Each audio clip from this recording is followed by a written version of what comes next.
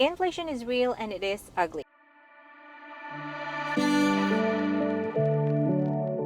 Hello, my name is Jeline. Welcome to this Millennial Mom, wherein I share all of my productivity tips that I learn as I navigate my life as a full-time working mom. I also share a lot of day in the lives as a full-time working mom, grocery hauls, all that good stuff that a typical millennial mom would usually normally do and would need some help with. If you're interested in watching those kind of videos, please don't forget to subscribe and also turn that notification bell on so that you get notified each time I post a video.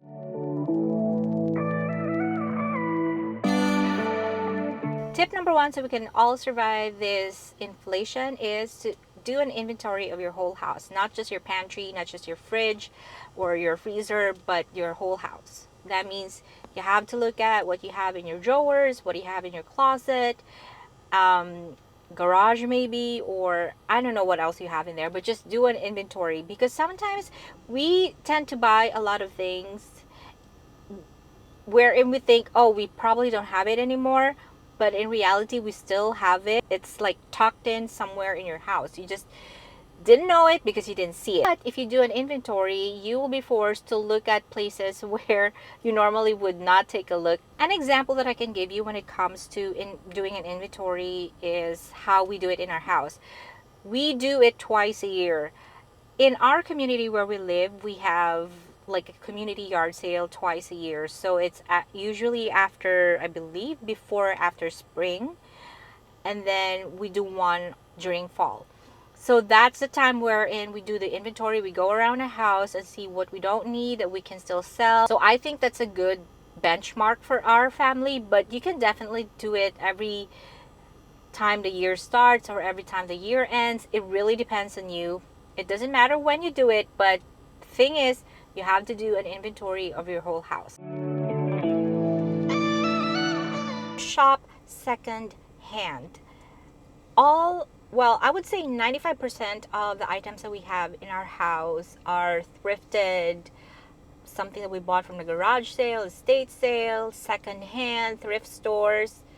I already said that, thrifted, yeah. But anyway, you get what I mean. We don't regret it a bit. Like, even before the inflation hit, we were already doing those things because my husband and I are both frugal. We love to get good deals. And we feel like if we thrift, if we buy stuff, it's like treasure hunting, you know? You go to a garage sale, you don't know what you're going to find there. That's an absolute gem for a fraction of the price that you would normally pay for if you buy them from the retail stores or if you buy them, you know, brand new somewhere. So that's always a good idea. I think a month ago, my husband was able to buy a really nice and really functional chopping board. I have been meaning to buy a chopping board because one of our chopping boards is due to retire. It's actually retired already by the time of this video. I'm making this video. But at the time, it was due for retirement, and I told him I wanted to buy a chopping board. So I think a day after that, he went to a garage sale and he found a brand new chopping board. It's big enough, you know, and it's got that. I'm gonna probably show you, I'm gonna insert a clip or a picture of how it looks like, but I love the chopping board. Anyway, so he bought that for $7. So it was originally put out by the owner for $10. He was able to negotiate and bring it down to $7. And I looked it up online. It was around $20 to $30 if you buy that like on a retail price. We've definitely saved money because it was brand new. I mean, yes, it was opened, but it wasn't used at all, and you can tell that it wasn't used at all. It was like brand spanking new.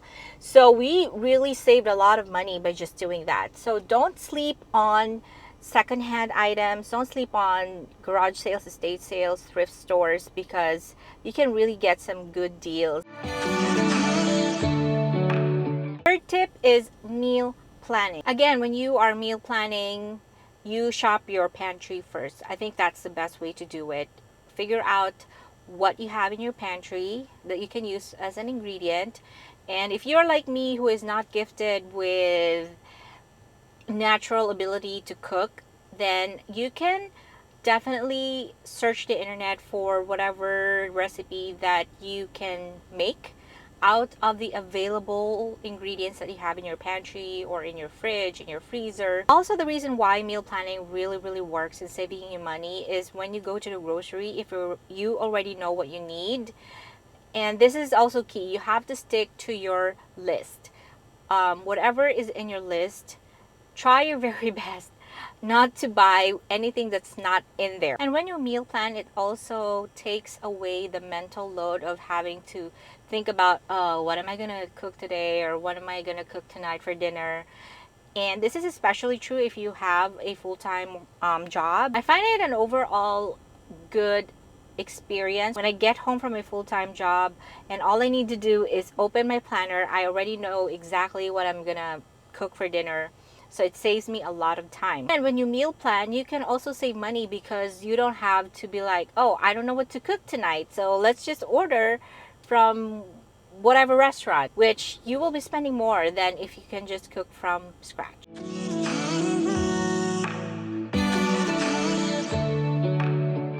Tip number 4 is if you have a bill that goes up, which is typically what happens when inflation is happening, try to look, again, this is kind of like ties in with the inventory, but this time around, maybe look at the apps that you have, like in your home, in your smart TV. What streaming apps do you have on your phone that you can probably eliminate so that you can cut back on the bills that you need to pay for in order for you to compensate for the one that has gone up. For example, your water bill has gone up. Of course, you need water. It's just the reality of things.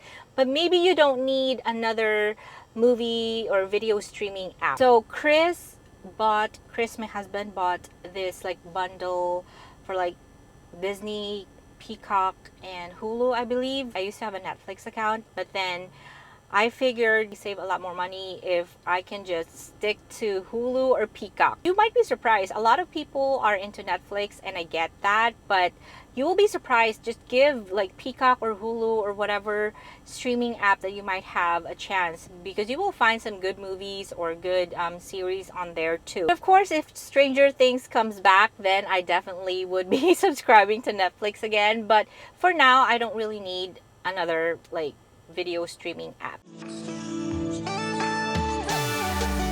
Next tip is DIY things. I'm from the Philippines, and I remember vividly when I got here, I told my husband that US is like the DIY country because everything here is so expensive that you have no other choice but to try to do everything by yourself at first. And if you can't for some reason, then that's the only time that you would even consider hiring somebody. Maybe you are already doing this, but some little things that you are not even like thinking about. Like for example, instead of going out to Starbucks every single day to get your favorite coffee, why not learn how to make it your own? You might need to buy offhand, I don't know, like a certain equipment like your coffee maker, or maybe a really good coffee bean or coffee ground, or maybe flavorings or what have you that you need to make that coffee really good.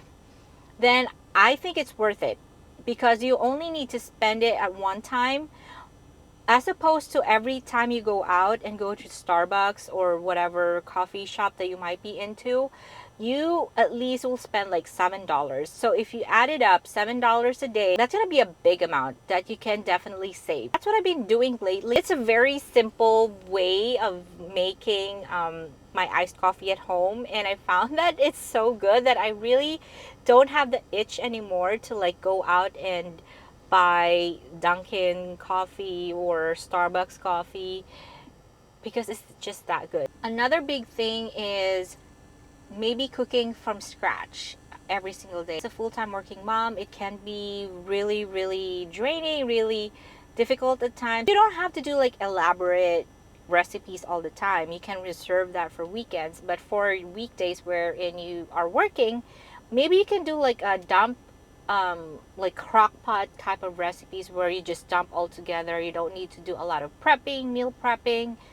or you don't need a lot of ingredients to make them, instead of having to take out all the time because you don't have the energy or you don't have the time to cook a meal for your family.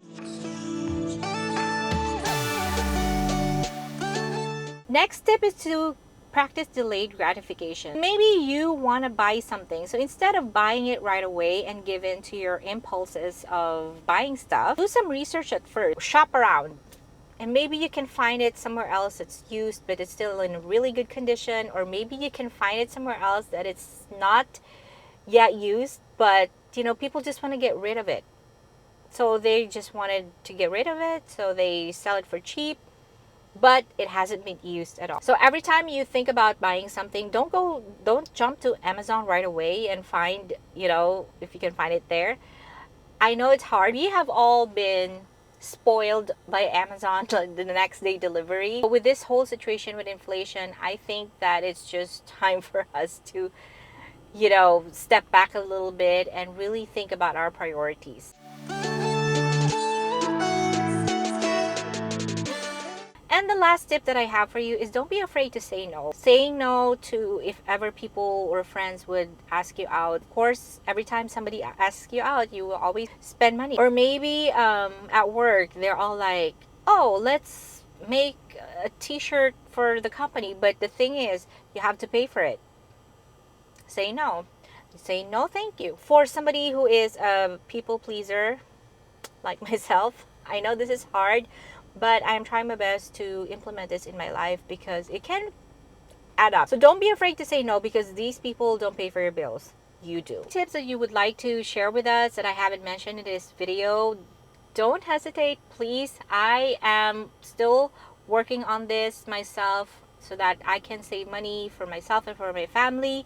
If you have any more tips on how we can all survive the inflation, please comment them below. Thank you so much for watching this video, and I will see you on the next one.